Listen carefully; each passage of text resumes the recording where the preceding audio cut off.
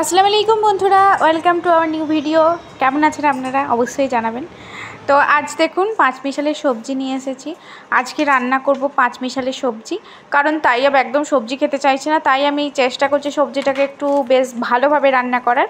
তো ভাবলাম যখন করছি তখন আপনাদের সাথে শেয়ার করি, তাই এই দেখুন একটা ভিডিও নিয়ে চলে এলাম। এই দেখুন কড়াইয়ে তেল দিয়ে দিলাম, আর 5 ফোড়ন, শুকনো লঙ্কা, তেজপাতা দিয়ে দিলাম। আর তারপর ফোড়নটা ভালোভাবে ভাজা হয়ে গেলে এরপরে দিয়ে দেবো পেঁয়াজ কুচি।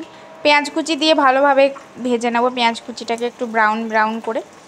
আর সবজিটা ভেজে ভেজে একটু ভালো করে রান্না করলে খেতে অনেকটা স্বাদ হয় আর খুবই ভালো লাগে খেতে। তাই আমি একদম খেতে চাইছে না, তাই আমি একটু ভিন্নভাবে ট্রাই করছি, একটু ভালোভাবে করার চেষ্টা করছি। আপনাদের কাছে যদি অন্যরকমভাবে পদ্ধতি জানা থাকে প্লিজ আমাকে কমেন্ট করে জানাবেন, আমি ওইভাবেও ট্রাই করব। আর এই দেখুন এরপর নুন দিয়ে দিলাম।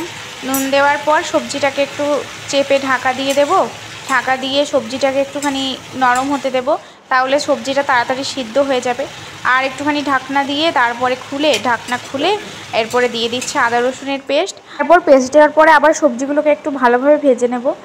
আর তারপরে ভেজে নিয়ে এরপরে একে একে মশলাগুলো দিয়ে দেবো, যেমন লঙ্কার গুঁড়ো, হলুদের গুঁড়ো, জিরের গুঁড়ো। আর এই সবজিতে যদি আপনারা একটু সবজি মশলা দিয়ে দেন তাহলে আরও টেস্টি লাগে, কিন্তু আমি কোনো মশলা অ্যাড করি না। আমি শুধুমাত্র যেগুলো বেসিক হয়, যে বেসিক মশলাগুলো সেগুলোই আমি অ্যাড করি। তো এই দেখুন একে একে মশলাগুলো দিয়ে দিচ্ছি, আপনারাও দিয়ে নেবেন আর আপনাদের পরিমাণ মতো। আমি আমার পরিমাণ মতো দিয়ে দিলাম। এরপরে আমি ভালোভাবে মশলাটা কষিয়ে নেব সবজির সাথে। আর পাতাটা আমি কিন্তু দিচ্ছি না, পুঁই শাকের পাতাটাকে আমি রেখে দিয়েছি। পুঁই শাকের পাতাটা আমি একটুখানি সবজিটা ভেপে যাওয়ার পর তারপরে দিলাম। আর আপনারা একটা জিনিস দিতে পারেন যেটার জন্য সবজির কালারটা একদম সবুজ থাকবে, সেটা হচ্ছে একটুখানি যদি চিনি ফেলে দেন তাহলে সবজির কালারটা একদম সবুজ মতোই থাকবে।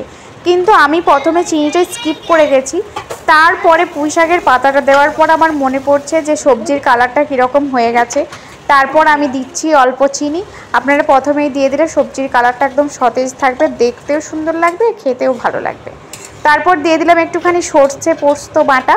আর সর্ষে পোস্ত বাটা দিয়ে ভালোভাবে কষিয়ে নিলেই রেডি আপনার সবজি। ভালো লাগলে প্লিজ লাইক